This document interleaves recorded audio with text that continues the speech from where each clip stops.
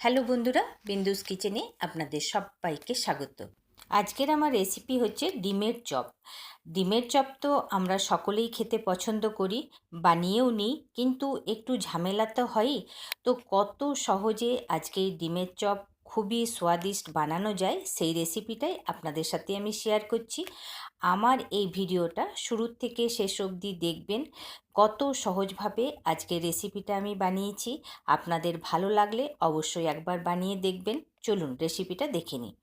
আমি এই ডিমের চপ বানাবার জন্য 3টে বড় সাইজের আলু সিদ্ধ করে মেখে নিয়েছি।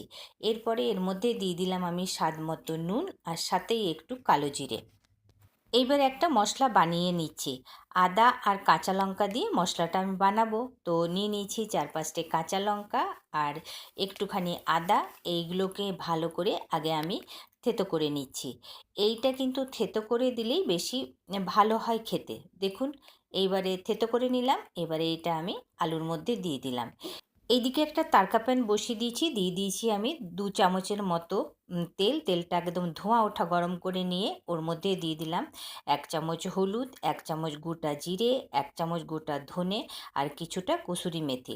বেশ ভালোভাবে এটা একদম ভাজার মতোই হয়ে গেছে। এইটা আমি এই কাঁচা লঙ্কা আদার মধ্যে দিয়ে দিলাম। এইবারে একটু ভালো করে সব দিকে মিলিয়ে নিচ্ছি। এটা তো এখন গরম আছে, সেই জন্য এটাকে এখন আমি হাত দিয়ে, ঠান্ডা হয়ে গেছে, হাত দিয়ে মেখে নিচ্ছি। আমার এই রেসিপিটা দেখবেন খুবই সহজভাবে, বিনা ভাজি এইসব ঝামেলা তো রাখিইনি, কিন্তু খেতে কিন্তু দোকানের থেকেও অনেক গুণে ভালো হবে। তো খুব ভালো করে মেখে নেওয়ার পর এর মধ্যে দিয়ে দিচ্ছি আমি বেশি পরিমাণে ধনেপাতা।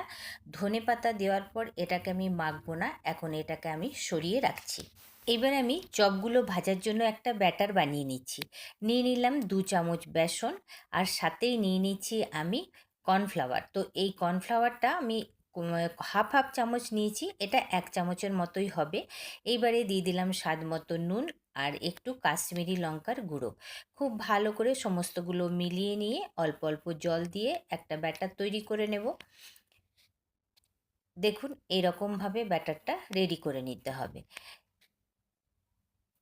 খুব ভালোভাবে ব্যাটারটা রেডি হয়ে গেছে, এটাকেও সরিয়ে নিচ্ছি। এদিকে আমি কর্নফ্লেক্সের চুর বানিয়ে নিচ্ছি। এইটা দিয়েই আজকে চপগুলো কোটিং করব।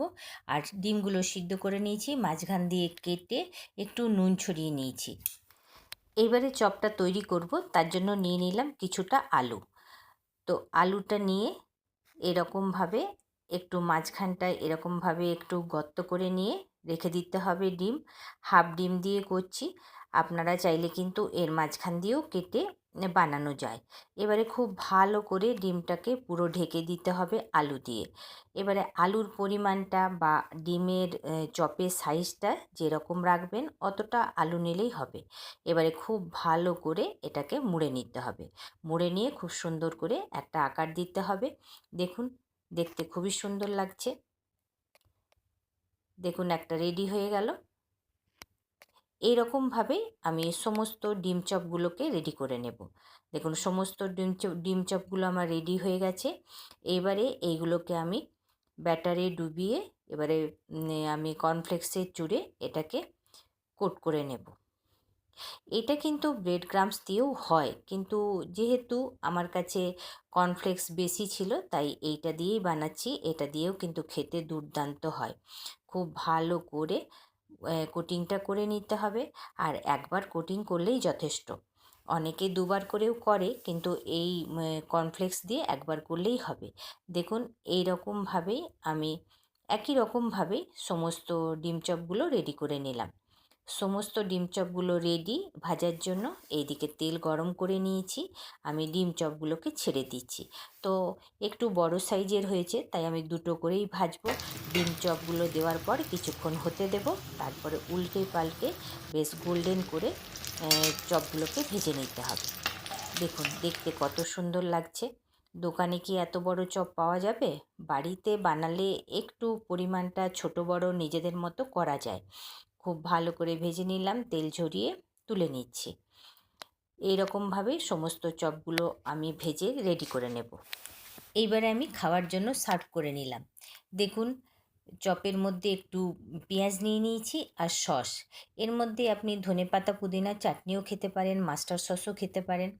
তাহলে বন্ধুরা, আমার এই রেসিপিটা আপনাদের কেমন লাগলো? রেসিপিটা যদি আপনাদের ভালো লাগে তাহলে বিন্দুস কিচেনকে লাইক সাবস্ক্রাইব অবশ্যই করবেন, অনেক অনেক করে শেয়ার করবেন, অনেক অনেক করে কমেন্ট করবেন। আর এই রকম ডিম চপ বিকেলের একটা খুবই ভালো জলখাবার, কোনো গেস্ট এলেও এটা বানিয়ে দেওয়া যায়। আর এই রকম রেসিপি নিয়ে আবার আপনাদের কাছে হাজির হব। ভালো থাকবেন।